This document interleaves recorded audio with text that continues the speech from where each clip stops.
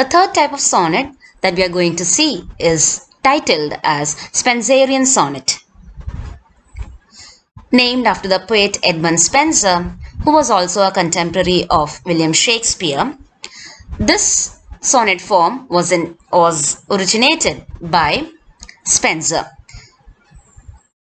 The difference between the Shakespearean sonnet and the Spensarian sonnet is that here also we have 4 quatrains and a rhyming couplet, but the quatrains are interlocked. The rhyming scheme, you can see the rhyme scheme. It is ABAB, BC, CD, EE.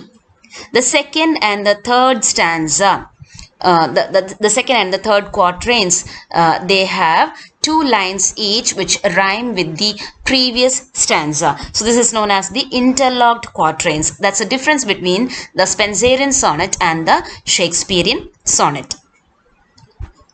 Amority is a sequence of 89 sonnets by Spenser that describes his courtship and eventual marriage to Elizabeth Boyle.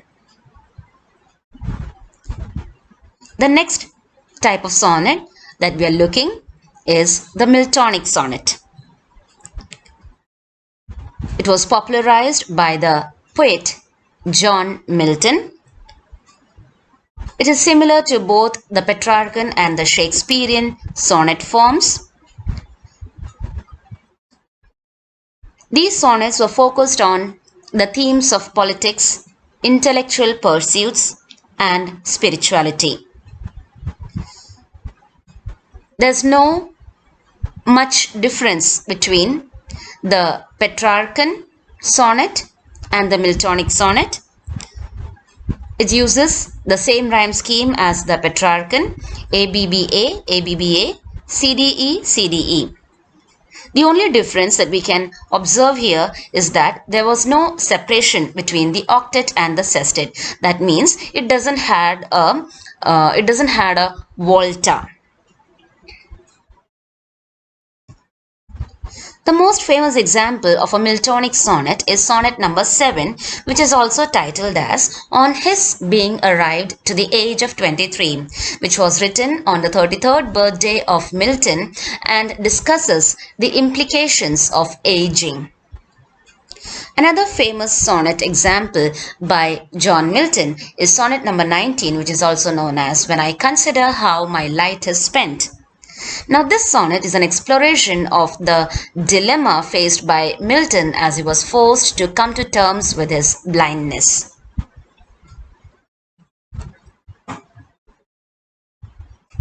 The next sonnet that we are going to see is the Vangean stanza or the Pushkin sonnet.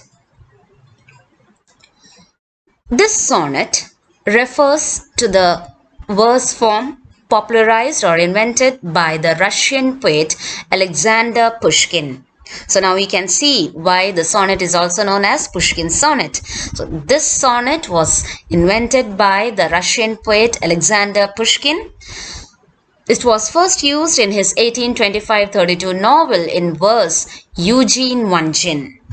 So Eugene Onegin was a novel written by Alexander Pushkin. And it was in this novel that he used this stanza form for the first time.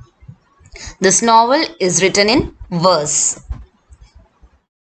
Vangean stanza or the Pushkin sonnet has a rhyme scheme as ABAB, CCDD, EFFE, GG. It's written in iambic tetrameter. Usually all the other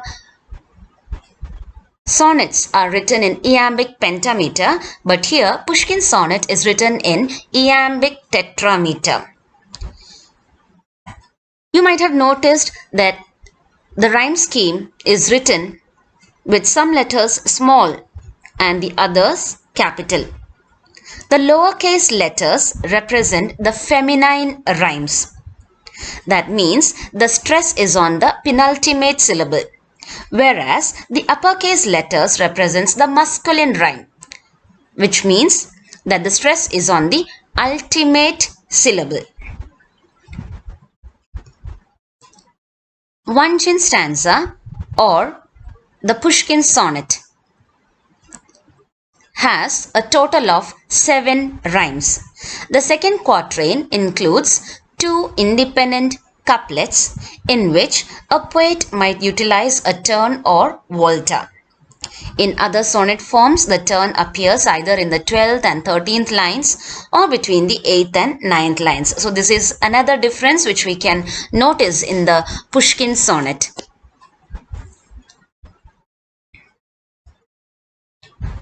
Vanchin sonnet has been used in the following works. Other than Alexander Pushkin's Eugene Vanchin, the verse novel, this verse form has also been used in other works by other writers. Some of the examples are John Fuller's story, The Illusionists, published in 1980, John Stalworthy's poem, The Nutcracker, 1987, Vikram Seth's novel, The Golden Gate, published in 1986, and Australian writer Matthew Rubinstein's novel Equinox, which was serialized daily in the Sydney Morning Herald.